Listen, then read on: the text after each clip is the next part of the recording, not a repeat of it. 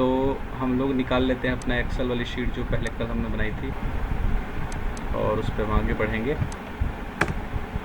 ठीक है, तो ऑटो सम तक हमने कर दिया था होम पेज में, और आज हम लोग देखेंगे एक नई शीट तैयार करेंगे। डाटा एंट्री वाली पहली शीट हमारी हो चुकी है एक फॉर्मेट तैयार करने के लिए, दूसरी शीट हमारी कंडीशनल फॉर्मेटिंग में हो गई है, तीसरी शीट हम तैयार करेंगे। और इसमें जो है इंसर्ट फार्मूला तो आप लोगों को पता ही किस तरह से काम करता है ना। तो आज हम लोग जो है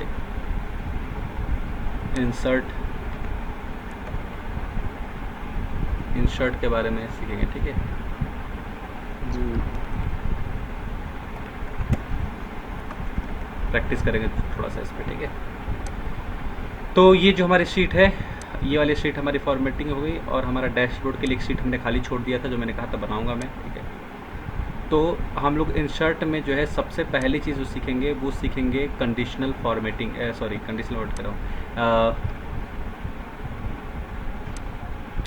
हाइपर लिंक के बारे में। ठीक है, हाँ, हम लोग जो सबसे पहला सीखे हाइपर लिंक, तो देखिए यहाँ पर हमारे पास 4 शीट है। एक तो डैशबोर्ड की शीट है, दूसरी डाटा एंट्री की शीट है, तीसरी कंडीशनल फॉर्मेटिंग की शीट है, और चौथी इंसर्ट टूल्स के बारे में हम लोग जानकारी करेंगे। ठीक है, तो इसमें हम लोग का सबसे पहले इसमें देखेंगे हम लोग हाइपर लिंक के बारे में, क्योंकि picture, clip art, save, smart art, ये सब हम लोग MS वर्ड में ऑलरेडी पढ़ चुके हैं, इसमें ज़्यादा पढ़ने की ज़रूरत नहीं है। ठीक है, और इसके बाद हाँ, चार्ट्स के बारे में पढ़ाऊंगा मैं, और हाइपर लिंक के बारे में पढ़ाऊंगा इसमें, और पाइवट टेबल के बारे में पढ़ाऊंगा, पाइवट टेबल कैसे काम करता है। ठीक है, तो पाइवट टेबल का और जो है कुछ फार्मूलों के साथ पाइवट टेबल को हम लोग कल देखेंगे, लेकिन आज हम लोग कुछ चीज़ें इसमें देख लेते हैं। ठीक है, अगर आज हमको समय मिलेगा तो आज ही हम इस चीज़ को देखेंगे, दोनों को जिस तरह से भी हो पाएगा हम लोग करेंगे।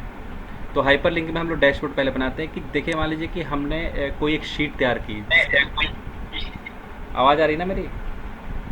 जी भैया, आ रही है। हमने एक शीट तैयार किया, और शीट में जो है एक बुक लिया मैंने, एक बुक 1, जो हमारे फाइल का नाम है बुक 1 है। बुक 1 का मतलब ये कि हमारा जो है वर्क बुक 1 का मतलब है कि हमारे जो बुक में एक से ज़्यादा सीट्स हैं। किसी भी फाइल में एक से एक्सेल की फाइल में, किसी भी एक्सेल के फाइल में एक से ज़्यादा शीट्स होंगी तो उसको हम बोलेंगे बुक।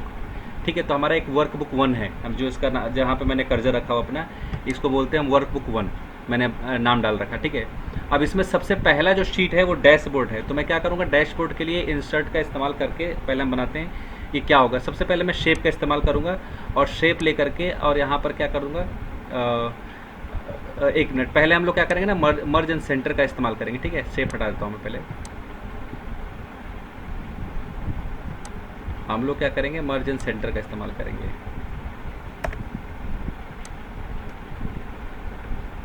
सपोज करिए इतना एरिया को मुझे बनाना है। ठीक है, इसको मैंने मर्ज एंड सेंटर कर दिया, और उसके बाद से इस पर मैंने क्या कर दिया कि कोई भी अपना एक शैडो फिल कर दिया, जो भी मुझे लगता है कि शैडो फिल करना चाहिए। ठीक है, शैडो फिल कर दिया। अब मैं क्या करूँगा कि इसके ऊपर मैं शेप में जाऊँगा, इंसर्ट शेप में, और जा करके यहाँ पर मैं एक शेप लूँगा जिस पे मैं कुछ बटन्स को बनाऊँगा। जैसे बटन ये बनाया मैंने। ठीक है, इसको मैं अलग वो दे दूँगा, क्या बोलते हैं,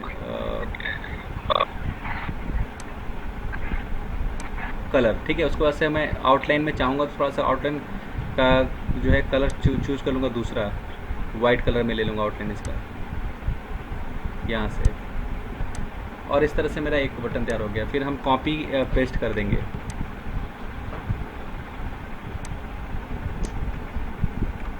इस तरह से मेरे पास 3 शीट है, मैं 3 शीट का भी कर रहा हूँ। दिख रहा ना क्या कह रहा हूँ मैं? ये देखना, कंट्रोल V से कॉपी कर रहे। कंट्रोल C से कॉपी किया, कंट्रोल V से पेस्ट कर दिया। ठीक है, उस पर ले जाके कंट्रोल C कॉपी और कंट्रोल V पेस्ट कर दिया। इसमें मैं टेक्स्ट बॉक्स लेकर के कोई दूसरा नाम भी लिख दूंगा, ऊपर हेडिंग डालूंगा टेक्स्ट बॉक्स से, चूँकि मैंने सेंटर मर्ज कर दिया इसलिए मुझे टेक्स्ट बॉक्स का इस्तेमाल करना पड़ेगा टेक्स्ट बॉक्स के लिए, ताकि मैं लिखता हूँ हेडिंग। अब यहाँ पर लिखेंगे अपना फाइल डैश बोर्ड।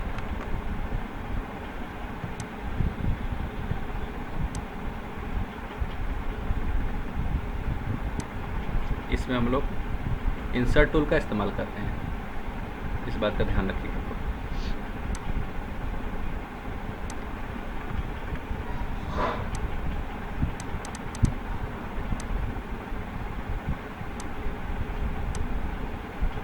ठीक है, इसका मैंने नाम दे दिया फाइल डैशबोर्ड, और इसको बीच में कर दिया मैंने। अब यहाँ पर क्या करें कि मैंने शेप ले रखा है, एक शेप पे क्लिक करूँगा, इस पर राइट क्लिक करूँगा,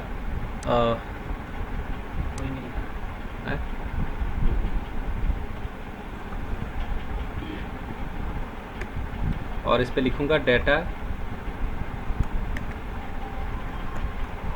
एंट्री 1।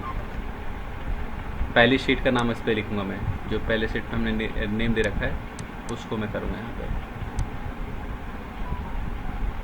और उसके बाद से दूसरी शीट पे मैं लिखूँगा टेक्स्ट को एडिट करके कंडीशनल फॉर्मेटिंग।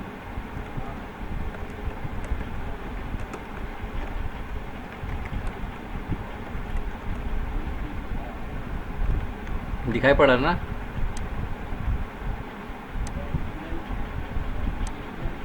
दिख रहा ना सबको? ओके, दिख रहा है। मैंने कंडीशनल फॉर्मेटिंग, फिर उसके बाद से दूसरा ले लिया, इस पर मैंने एडिट कर लिया, और इस पर हमने इंसर्ट टूल का जो तीसरा मैंने शीट बना रखी है, शीट का नाम लिख रहा हूँ मैं, सब जितने मेरे पास शीट है उनका नाम लिख रहा हूँ।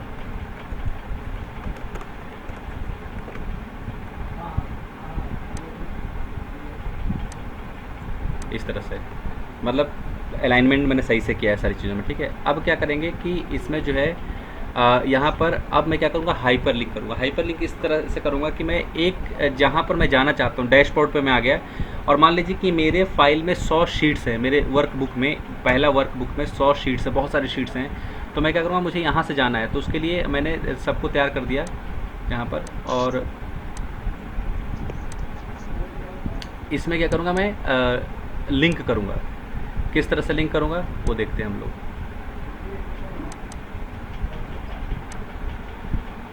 मैं इस वाले बटन पे क्लिक करूँगा जो मैंने बनाया है शेप से, एक बटन बना रखा है, इस पे जाऊँगा, उसके बाद से मैं इंसर्ट पे जाऊँगा, उसके बाद से मैं हाइपर लिंक पे जाऊँगा। जैसे हाइपर लिंक पे मैं क्लिक करूँगा तो ये विंडो खोल के सामने आ जाएगी। ठीक है, अब इसमें क्या करना है कि मुझे हाइपर लिंक में अगर किसी ईमेल एड्रेस पे जाना हो तो मैं यहाँ पर ईमेल एड्रेस डालूँगा, लेकिन मुझे बाहर नहीं जाना है, मुझे इसी बुक के अंदर जाना है। तो उसके लिए हम करेंगे place in this document. Place in this document पर क्लिक करेंगे। जब प्लेस इन दिस डॉक्यूमेंट पर क्लिक करेंगे तो यहाँ पर हमको लिंक करना है। यहाँ पर सारी लिस्ट दे रखी है, cell reference, dashboard, data entry 1, conditional formatting, insert tools, defined names. ठीक है, तो मैं डाटा फॉर्मेटिंग पे क्लिक करूँगा, डाटा एंट्री 1 पे क्लिक करूँगा, और इसके बाद से ओके कर दूँगा। ओके हो गया। फिर दूसरे वाले पे जाऊँगा मैं, दूसरे वाले पे जाकर फिर से मैं जाकर के हाइपर लिंक को लूँगा, और यहाँ पर प्लेस इन डॉक्यूमेंट में मैं लूँगा कंडीशनल फॉर्मेटिंग, और ओके कर दूँगा। उसके बाद मैं तीसरे वाले पे जाऊँगा, फिर मैं हाइपर लिंक को लूँगा, और यहाँ पर जाकर के मैं इंसर्ट टूल्स के बारे में क्लिक करूँगा और ओके कर दूँगा। ठीक है, उसके बाद से मैं ये यहाँ से मैं डाटा एंट्री वाले पे चला जाता हूँ। ठीक है, उसके बाद से यहाँ पर मैं क्या बना दूँगा, कोने में एक शेप लूँगा, और यहाँ पर भी एक बनाऊँगा मैं बटन को। देखना सब लोग, है ना, यहाँ पर मैंने एक बटन को आउटलाइन दे रहा हूँ मैं, ध्यान से देखना।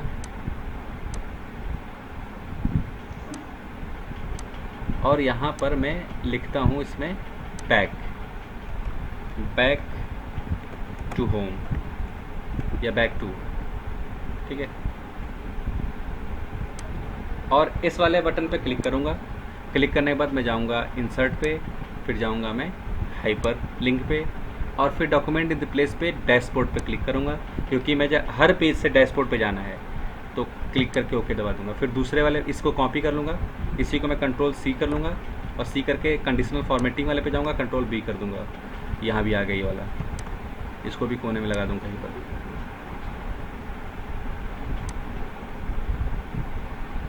ठीक है, उसके बाद से मैं कॉपी कर रखा है, फिर इंसर्ट टूल वाले पे जाऊँगा, और इसमें भी मैं कंट्रोल भी कर दूँगा। मान लीजिए यहाँ पे भी लगा दिया मैंने, कहीं पे जहाँ पे लगाना मुझे लगता है कि लगाना चाहिए। ठीक है, इस तरह से मैं कंट्रोल S कर दूँगा, पूरा मेरा फाइल सेव हो गया, है ना, क्लियर हो गया समय रहा। अब क्या है कि अब इस पे क्या है कि मुझे अब मैं इंसर्ट टूल्स वाले शीट पे हूँ, वर्कबुक के अंदर इंसर्ट टूल वाले शीट पे हूँ। तो यहाँ पर अब बैक टू पे क्लिक करूँगा मैं, जैसे मैं क्लिक करूँगा सीधे मैं चला जाऊँगा डैशबोर्ड पे, देखिए डैशबोर्ड पे आ गया। और अगर मैं कंडीशनल फॉर्मेटिंग वाले पे क्लिक करता हूँ तो सीधे कंडीशनल फॉर्मेटिंग वाले पे आ जाऊँगा। फिर बैक टू करूँगा तो चला जाऊँगा डैशबोर्ड के ऊपर। इंसर्ट वाले पे क्लिक करूँगा, इंसर्ट वाले पे आ गया। और क्लिक डाटा एंट्री पे क्लिक करूँगा, डाटा एंट्री वाले पे आ गया। यहाँ से बैक करूँगा तो आ जाएगा। तो ये हमारा यहाँ से एक डैशबोर्ड बनाते हैं जहाँ से हम लोग हाइपर लिंक लगाते हैं। जितनी भी शीट्स होंगी सभी शीट्स पर हम जाने के लिए यहीं से बटन लगा देंगे, जिससे कि जिस वाले शीट पर मुझे जाना है उस पर क्लिक करेंगे और मैं सीधे वहीं से उस शीट पर पहुंच जाऊंगा अपने फाइल के अंदर। इससे हमको ढूंढना नहीं पड़ेगा कहाँ हमारी सीट है, और उसको मतलब यहाँ से बार बार करके ढूंढना नहीं पड़ेगा, हम डायरेक्ट वहाँ से निकाल सकते हैं इसका रास्ता। ठीक है, समझ गए? जी भैया। एक मिनट।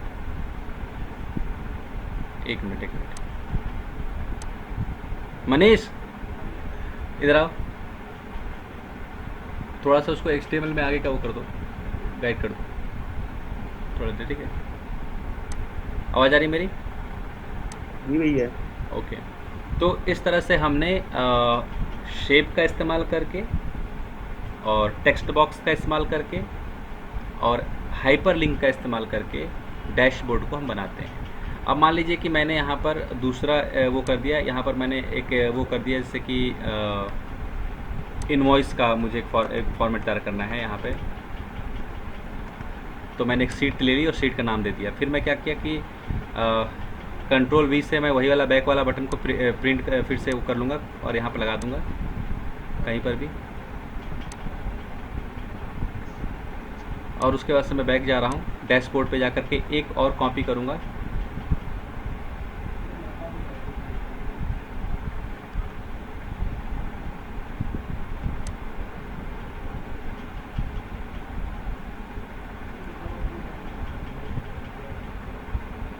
कॉपी करूँगा इसको और इसको पेस्ट कर दूँगा और मैं इसको यहाँ पर लगा लूँगा। ठीक है, और इस पर नाम दे दूँगा मैं इसका इनवॉइस। ठीक है, इस तरह से क्या हो रहा है कि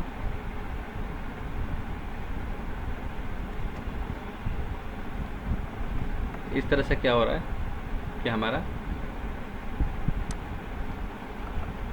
डैशबोर्ड के ऊपर वाला पेज जुड़ जाएगा, है ना? क्लियर हो गया इतना? जी। ओके, थोड़ा सा मैं इसको वो कर लूँगा। ठीक है, दिख रहा नहीं इनवॉइस वाला? इनवॉइस पे, और अब इनवॉइस वाले पे क्लिक करूँगा और इस पे जा करके मैं इसमें हाइपर लिंक में जाऊँगा और जाने के बाद मैं इसको इनवॉइस वाले पे सेलेक्ट कर लूँगा और ओके कर दूँगा। तो अभी ये इनवॉइस वाले पे जाना शुरू हो जाएगा। जैसे मैं सेव करूँगा तो वो इनवॉइस वाले पे जाना शुरू हो गई है। ठीक है, जी। मुझे लगता है इतना समझ में आ गया, है ना? ओके,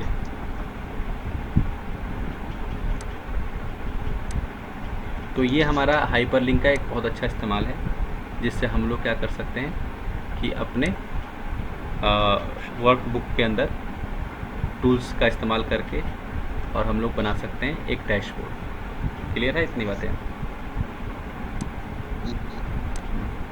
यहाँ तो कोई सवाल पूछना है अभी? नहीं भैया, एकदम क्लियर हो गया? क्लियर हो गया एकदम? हाँ भैया। ठीक, चलो। तो ये हमारा हो गया पिक्चर शेप्स का इस्तेमाल करना। ठीक है, अब मैं चलता हूँ इंसर्ट टूल के वाले उस पर, है ना? इंसर्ट टूल वाले उस पर जा रहा हूँ और जाने के बाद मैं थोड़ा सा इसको मूव कर लेता हूँ कहीं ऐसी जगह जहाँ सही लगे ये देखने में।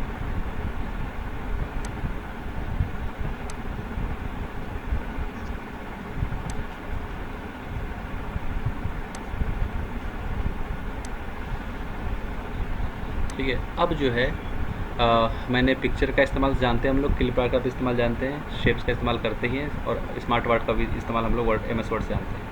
ठीक है, यहाँ पर जो है अब यहाँ पर एक ऑप्शन आ रहा है जिसका बोलते हैं चार्ट्स का ऑप्शन है यहाँ पे। ठीक है, और कॉलम, लाइन, पाई, बार, एरिया, स्कैटर, इस तरह से चार्ट का ऑप्शन है। कई बार क्या होता है कि हमको डेटा को प्रेजेंट करना होता है एक्सेल में चार्ट्स के द्वारा, ग्राफ के द्वारा, ठीक है ना।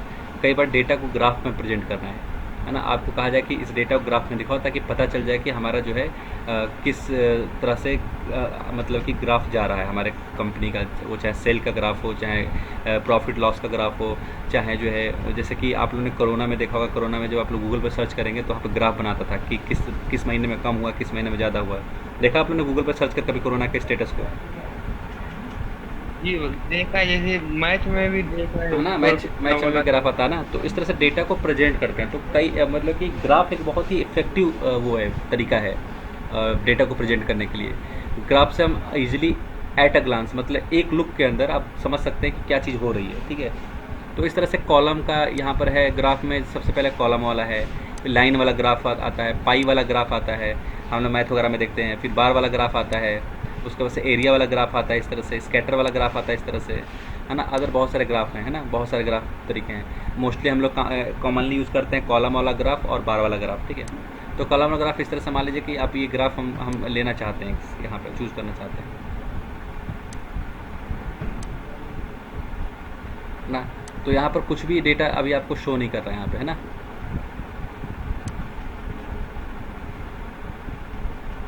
देख रहे हैं आप इसको? दिख रहा है। ओके, यहाँ से फॉर्मेट है बहुत सारा, लेआउट डिज़ाइन, इसका डिज़ाइन है, आप कोई भी डिज़ाइन इसमें चूज कर सकते हो, ठीक है। ये सारी चीज़ आपका हो गया।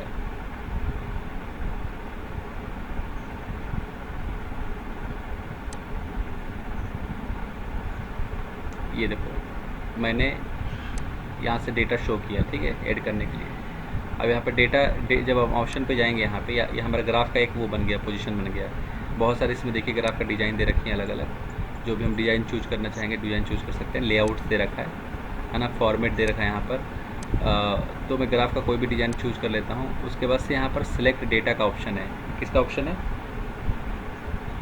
जब आप जाएंगे डिज़ाइन में, हाँ डिज़ाइन में जाएंगे, ठीक है, और यहाँ लेआउट है और यहाँ पर फॉर्मेट है। तो फॉर्मेटिंग करते हैं, जैसे पिक्चर की हम लोग फॉर्मेटिंग करते हैं उसी तरह से डिज़ाइन में जाएंगे तो यहाँ पर आपको सिलेक्ट डेटा का ऑप्शन आएगा, ठीक है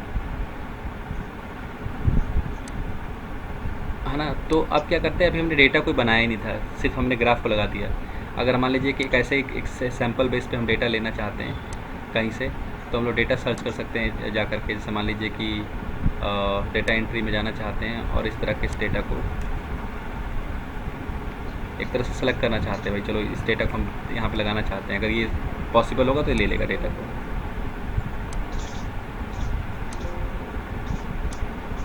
इस डेटा को नहीं ले पाएगा, ठीक है, क्योंकि डेटा उसके हिसाब से नहीं है। इतना बस समय आ रहा है कि जैसे मैंने ऐड कर दिया तो यहाँ पर इस तरह से बन जाता है, ग्राफ बन जाएगा, ठीक है। क्लियर हो रहा है इससे बातें? ठीक है। अब देखिए हम लोग ने जब MS वर्ड पढ़ रहे थे तो वहाँ पर एक चीज़ हमने देखी थी, तो मैंने कहा था वहाँ पर भी चार्ट और ग्राफ का बहुत सारे ऑप्शन है, लेकिन उसका इस्तेमाल अभी हम नहीं करेंगे। उसका इस्तेमाल जो है एक्सेल के समय में करेंगे, ठीक है। तो मैं MS वर्ड को खोलता हूँ और वहाँ से दिखाता हूँ इसको मर्ज करके। एक्सेल ही का हिस्सा है भी। यहाँ पर जब हम लोग करेंगे इंसर्ट के अंदर, तो यहाँ पर आ रहा है चार्ट का ऑप्शन, आ रहा है, दिख रहा है यहाँ पे, आ गया ना MS वर्ड के अंदर, ठीक है। आवाज़ आ रही है? जी भैया आ रही है। क्लियर है ना? यहाँ पर हमने MS वर्ड में हम गए यहाँ पे, तो MS वर्ड के अंदर जो है चार्ट का ऑप्शन मैंने छोड़ दिया था। हमने कहा था एक्सेल पढ़ेंगे तो चार्ट का ऑप्शन दिखाएंगे आपको, ठीक है। तो यहाँ पर हम एक ऑप्शन लेते हैं कोई भी और लेकर के यहाँ पर ओके करते हैं, ठीक है ना। अब देखिए यहाँ पे जैसे मैंने चार्ट का ऑप्शन लिया, एक तरफ एक्सेल खुल गया और एक तरफ हमारा क्या खुल गया, MS वर्ड खुल गया। क्लियर दिख रहा है आपको? अब देखिए कि मुझे मान लीजिए कि मुझे दिखाना है कि कौन से मंथ में, है ना, कौन से मंथ में जो है क्या बोलते हैं, कोई भी एक डेटा शो करना है। जैसे मान लीजिए कि मुझे यहाँ पर मंथ लिखना है जुलाई, जनवरी या जुलाई जो भी है, जनवरी। फिर यहाँ पर मुझे लिखना है फरवरी में मंथ हिसाब से कुछ मुझे चेंज करना है, कुछ दिखाना है। यहाँ पर मैंने मार्च ले लिया, ठीक है। यहाँ पर मैंने अप्रैल ले लिया। अब देखिए यहाँ पर यहाँ पर आइटम नंबर, मान लीजिए कि मुझे यहाँ पर लेना है कोई, मेरे पास एप्पल के जो प्रोडक्ट हैं बेचने के लिए, सैमसंग के प्रोडक्ट हैं बेचने के लिए, है ना। और यहाँ पर जो है रेडमी के प्रोडक्ट हैं बेचने के लिए। आपकी आवाज कट रही है। आवाज़ कट रही है भाई, एक मिनट। ओके, चलिए तो हम लोग फिर देखते हैं हम लोग क्या किया कि अभी चार्ट को MS वर्ड से मैंने देखा, ठीक है।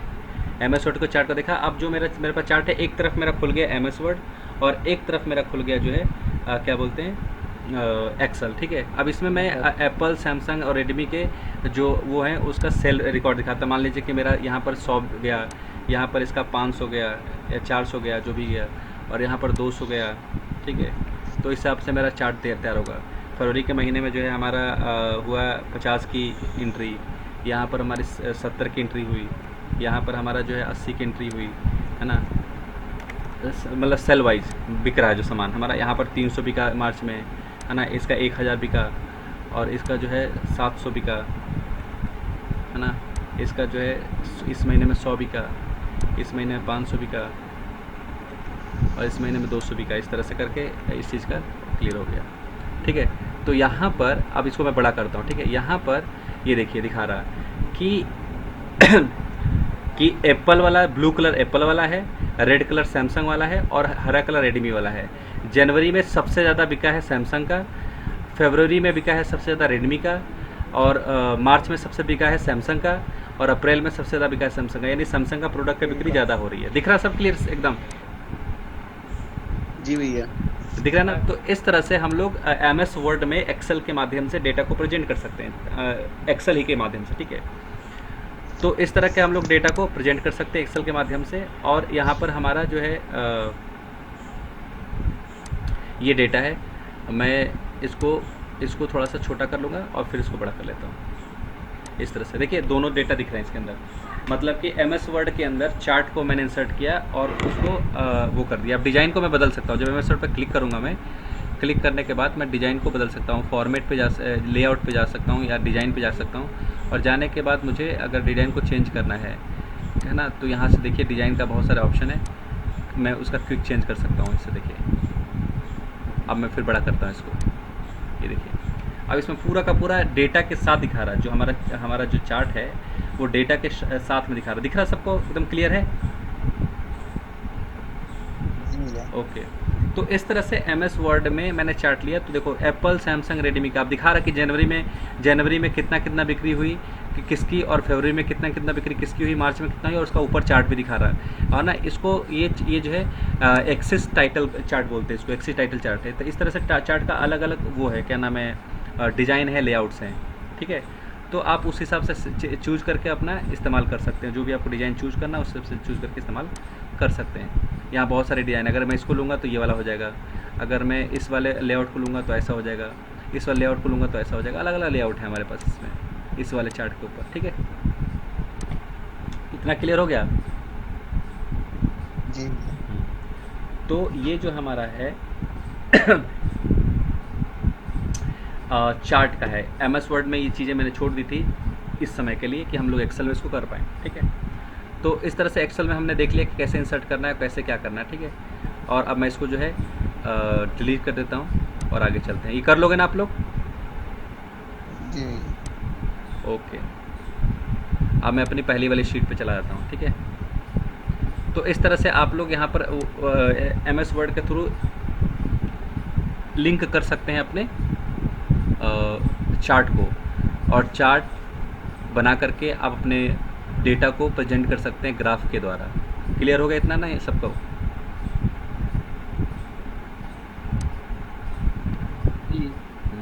एक बार मैं पाई वाला दिखा देता हूँ, ठीक है। एक बार मैं पाई वाला दिखा देता हूँ MS वर्ड में ही।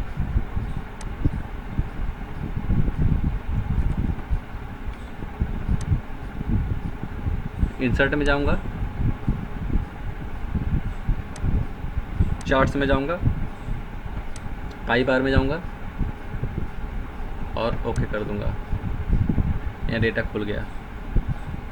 अब मान लीजिए कि पहली क्वार्टर में सेल हुआ है 100, दूसरे क्वार्टर में सेल हुआ है 50, तीसरे क्वार्टर में सेल हुआ है 150, चौथे क्वार्टर में सेल हुआ है, मतलब क्वार्टर का मतलब होता है हर 3 महीने के में 500। इस तरह से हमारा पाई चार्ट तैयार हो गया, ये पाई चार्ट तैयार हो गया, ठीक है। और पाई चार्ट का जो है लेआउट हैं बहुत सारे, ये कितना परसेंटेज है, कितना परसेंटेज कौन सा भी क्या लेआउट दिखा रहा है, ये सब लेआउट को हम इस्तेमाल कर सकते हैं। तो इस तरह से हम लोग डेटा को शो कर सकते हैं चार्ट्स के द्वारा, और बहुत ही मतलब कि यूजफुल डेटा शो होता है। लोग जो है इससे देख करके एक ही बार में पता चल जाता है कि क्या चीज़ हमारी है, एक ही बार में पता चलेगा, आपको ज़्यादा टेंशन लेने की ज़रूरत नहीं पड़ेगी, है ना। कोई भी किसी को भी डेटा भेजेंगे तो अपना देख के बता देगा हाँ ये डेटा इतना बिक्री ऐसा हुआ, इतना बिक्री इस समय में हुआ, ठीक है। तो जी इस तरह भैया। से हमारा पाई चार्ट हमने बनाया। तो ये जो MS वर्ड में हमने किया, एक्सेल के माध्यम से किया, एक्सेल के माध्यम से एंट्री की।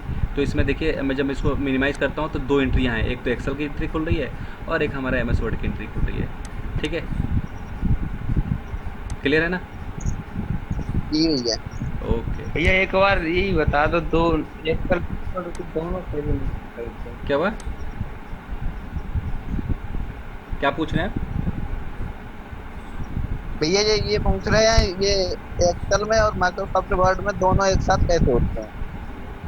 एप्पल में और माइक्रोसॉफ्ट वर्ड में क्या चीज़ मतलब करना है? एक्सेल में और माइक्रोसॉफ्ट नहीं, वर्ड में जो दो दोनों कैसे खुल दोनों रहे में एक हैं? साथ। दोनों जी आप भैया। सिंपल है। अब देखिए मैं इसको डिलीट करके दिखा रहा हूँ कैसे खोलूँ, अपने आप ही खुलेगा, आपको खोलने की ज़रूरत नहीं पड़ेगी, ठीक है।